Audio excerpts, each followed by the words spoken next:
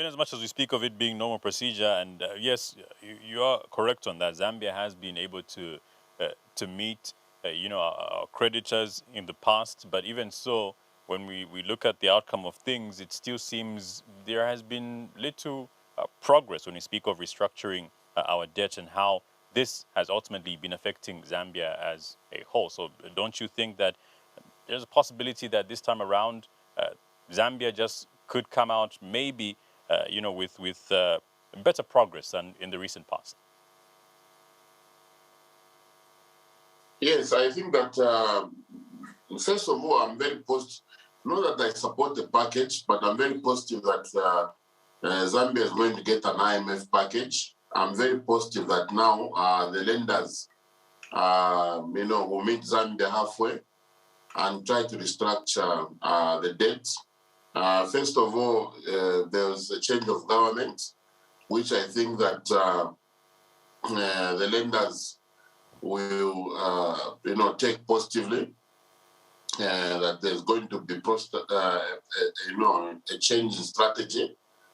Then the other one is that, we had COVID, which is an excuse that we can use, to restructure our debt to say that we'll be unable to make payments. It becomes very difficult because, Euro bondholders are just people like you and me, and they want their money now. They don't want stories. A bond is an instrument which, you need to pay coupon payments and face value at maturity. People want to pay school fees. People want to, they're in retirement, that's their source of income.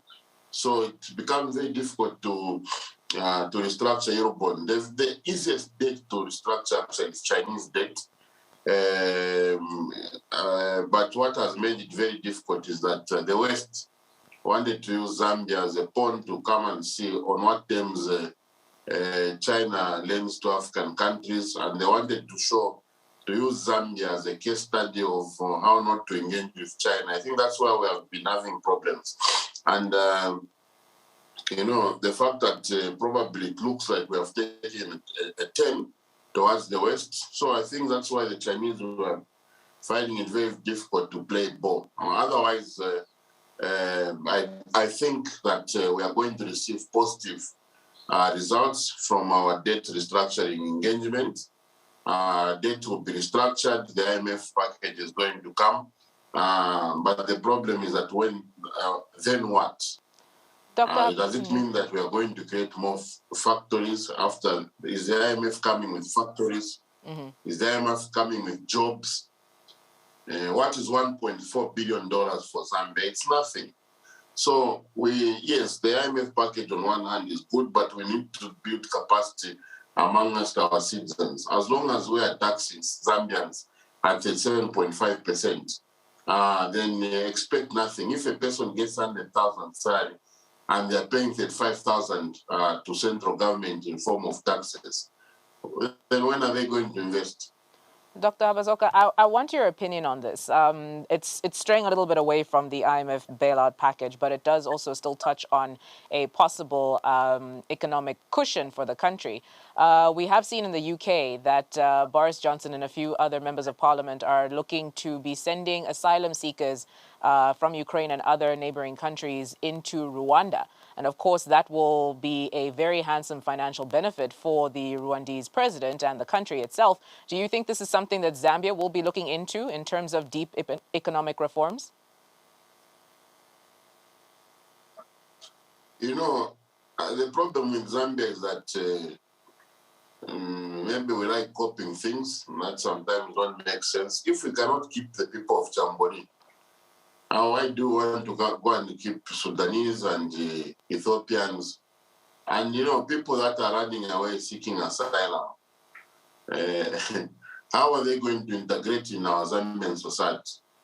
Because when people come to Zambia, they need to find jobs. So if we cannot give jobs to the people of Makukuru, the people of Chirarira, the people of Chainda, how are we going to give jobs to people running away from Ethiopia, people running away from Sudan, West Africans. So I think we just have to give, even if we are paid, and I heard that Rwanda is going to get something like 180 million if I'm dollars. What's 180 million? That is what mines in Mansa doing what's this, manganese mining can bring to Zambia. So I don't think it's a good idea. Yes, we can keep, refugees. We have had the Maeba refugee camp.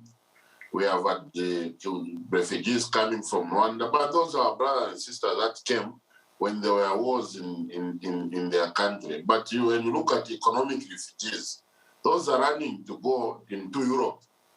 They don't want to come to Zambia, because if they wanted to come to Zambia, they were going to come. How many Somalians come to Zambia? There are a lot. Some of them integrate legally and they are doing good things in Zambia. But I don't think we should now start bringing people here when we cannot keep people in Chambori. First, let's keep people in Chambori and in Chimweka before we start thinking about, even if we are being paid. So those people become a nuisance. We don't have armed robberies that are very heavy there. Now you are going to start having them. Because those people, when they come to Zambia, they won't have love for this country. They have been forced to come here. They won't be able to provide jobs. Then you are going to start having what happened in South Africa, where people are kidnapped, raped, robbed, because the people don't have an economic refugee. If you are ready to take a small boat and cross the Mediterranean, meaning you are ready to die anytime just for a coin. Now, if you come to Zambia, which job are you going to get? Show me which job is there. When we are unable to give jobs to graduates of CBO and Lunza, and you want to bring refugees just because Boris Johnson has said we can not bring because refugees. Boris Johnson has said. It's touching on the point of assisting in terms of deep economic reforms and trying to cushion the country's debt. But I do hear your point. I do see your point. Well, we're getting back to... I read it. I read it in the press. That's why it was written in the British press that Zambia is interested. That's why with this thing, just like Africa, we need to stop it before it even moves an inch. These African things, when terrorists are looking for American targets, they will look for Americans. That's why sometimes we need to be isolated as possible, to not, I know these are security issues and we should not be alarming the nation, but all I'm trying to say is that wherever the American army is, there are problems. Look at Kenya, they have British bases, they have a lot of American ones, and you have those Shabab issues. We want to ask, let's just remain with Black Mountain problems. Please leave us alone. We don't want problems. Let's just leave. Getting back to our topic, Dr. Haabazoka, and speaking on Zambia's position, obviously here with our creditors, is to receive some sort of debt relief, and we understand that this is something that has also been advised by the International Monetary Fund for us to get to see this bailout package pull through. But in an event that our creditors decide that the position that they would want to take is to also have part in this bailout package from the IMF, what do you think then Zambia should do in this case, moving forward?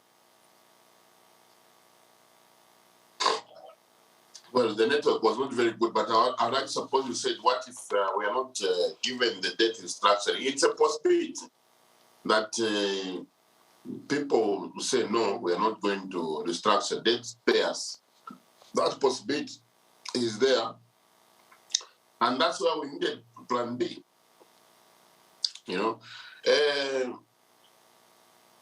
If I'm known to be growing groundnuts, and the price of groundnuts is at the highest, then just know that I'm going to be the richest person in the village because I have groundnuts, and groundnuts are very expensive. Now, when you look at Zambia, with copper prices being the highest There's nothing to write about. So, as a country, how are we going to develop? God operates in a certain way, and God is very much connected to economics. He will give you a comparative advantage. This is your advantage. This is the leakage in terms of economic development. Maybe I won't bless you with a lot of brains like the Japanese, who don't even have snakes, but they are one of the richest people in the world. They don't have resources, not even a snake. But us, he will give us a lot of resources: snakes, lions, elephants, copper, cobalt, whatever. He has given us a leakage to say, colleagues, you don't need to think too much. I've given you these raw materials. Countries that have been blessed like that by God are some of the richest in the world. Look at Chile. Chile takes advantage of the copper. They have a $16 billion copper industry, but we have more copper than Chile. So we need to ask, what is the problem? Chile has a company called Codelco. Codelco mines $16 billion worth of copper.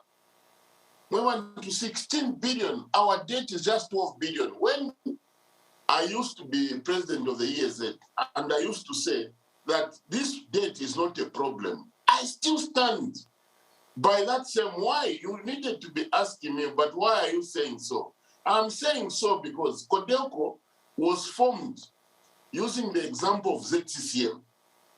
Codelco, ZCCM was far much bigger than Chile, Codelco of Chile, and ZCCM was mining more copper than Codelco.